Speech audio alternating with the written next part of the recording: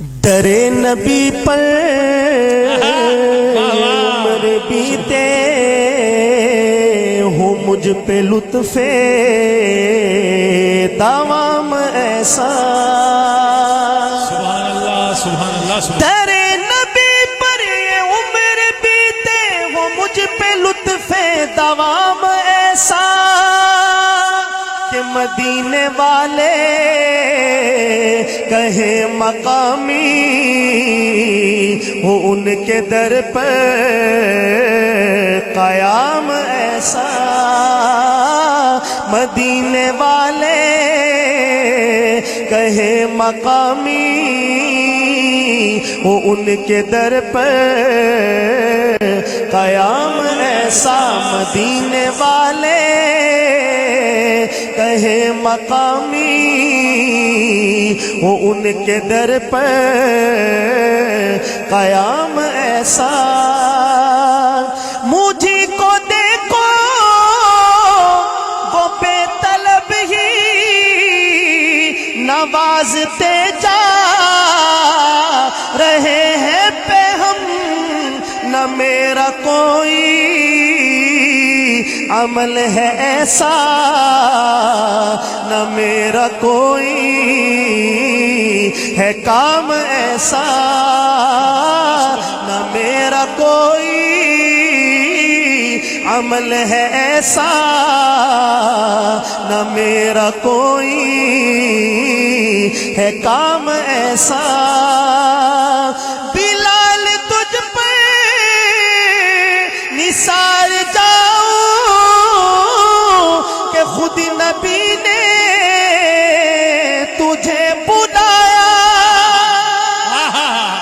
سبحان اللہ سبحان اللہ ہمارے آقا کا انتقال ہوا مدینہ منورہ میں تو بلال نے پہلی اذان پڑھی ظہر کی اذان اور جب بلال نے کہا نا اشہد ان محمد رسول اللہ ہچکیاں بن گئی بلال کی اور اذان مکمل کرنا مشکل ہو گیا تو رسول پاک علیہ السلام کی جدائی برداشت کرنا یہ آسان کام نہیں تھا تو بلال نے یہاں سے ہجرت کی اور دمشق چلے گئے تو خواب میں اللہ کے نبی نے فرمایا کہ بلال یہ کیسی بے وفائی ہے تم تو ملنے بھی نہیں آتے علامہ اقبال نے کہا تھا کہ وہ آستانہ چھٹا تجھ سے ایک دم کے لیے کسی کے عشق میں تو نے مزے ستم کے لیے جفا جو عشق میں ہوتی ہے وہ جفا ہی نہیں ستم نہ ہو تو محبت کا کچھ مزہ ہی نہیں اور اگلا شعر تو ادائے دید سراپا نیاز تھی تیری کسی کو دیکھتے رہنا نماز تھی تیری تو بلال حبشی تشریف واپس آئے بھاگم بھاگ اور قبر اطہر پہ آ کے گر گئے بے ہوش جب کچھ ہوش سلامت ہوئے تو لوگوں نے کہا کہ بلال آپ بڑے عرصے کے بعد تشریف لائے ہیں تو آج ہمیں رسول پاک کے زمانے والی اذان تو سنائی تو بلال نے کہا کہ تم لوگ جانتے ہو کہ میں اذان پڑھنے پر قادر نہیں ہوں تو کیسے پڑھوں لوگوں نے کہا سفارشی ڈھونڈو سفارشی ڈھونڈو گے تو دو شہزادوں پہ جا کے نظریں ٹھہر گئی سبحان اللہ سبحان اللہ ایک کو حسن کہتے ہیں ان دونوں نے آ کے عرض کیا کہ چچا جان لوگ بھی چاہتے ہیں ہم بھی چاہتے ہیں آج آپ رسول پاک کے زمانے والی ہمیں اذان سنائیں تو اب انکار کی گنجائش نہیں تھی تو بلال نے پھر پڑھی اذان کیا مرد عورتیں بچے بوڑھے نوجوان روتے ہوئے گھروں سے باہر نکل آئے کہ مؤذن رسول آئے ہیں شاید رسول بھی آ جائے لوگوں کو اللہ کے نبی کا زمانہ یاد آیا اس واقعے کی طرف اشارہ کیا شاعر نے دوسرا مصرع ایک ایک مسلمان کی زبان پہ آئے تو ایمان تازہ ہو جائے کیا کہتا ہے شاعر بلال تجھ پہ نثار جاؤ کہ خود نبی نے تجھے بلایا نصیب ہو تو نصیب ایسا غلام ہو تو غلام ایسا نصیب ہو تو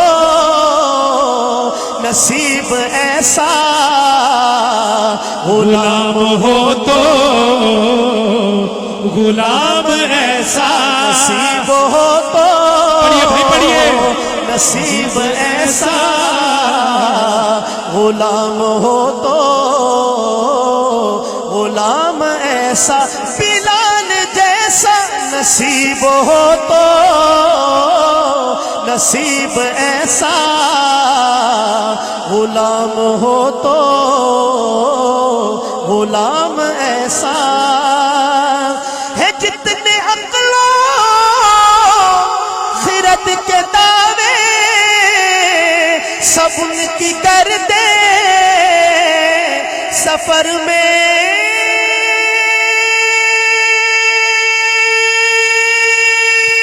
گم ہے سبحان اللہ سبحان اللہ ہے جتنے عقل و خرد کے دعوے سب ان کی کر دے سفر میں گم ہے کوئی بھی اب تک سمجھ نہ پایا ہے مصطفیٰ کا مقام ایسا کوئی بھی اب تک سمجھ نہ پایا ہے مصطفیٰ کا محبت سے کہیں مقام ایسا اور مقام ایسا تھا کہ صحابہ کرام فرماتے ہیں کہ اللہ کے نبی کے اندر جو نور تھا آپ کا انسانی جسم اس نور کو چھپانے میں ناکام رہا جب آپ بات کرتے تھے تو بات میں نور نکلتا تھا اور یہ تو حضرت انس رضی اللہ عنہ کی روایت ہے وہ فرماتے ہیں کہ جب اللہ کے نبی مسکراتے تھے تو آپ کے مسکراہٹ کی جو نور نکلتا تھا وہ سامنے دیوار پہ نظر آتا تھا اور حضرت عائشہ رضی اللہ عنہ کی وہ والی بات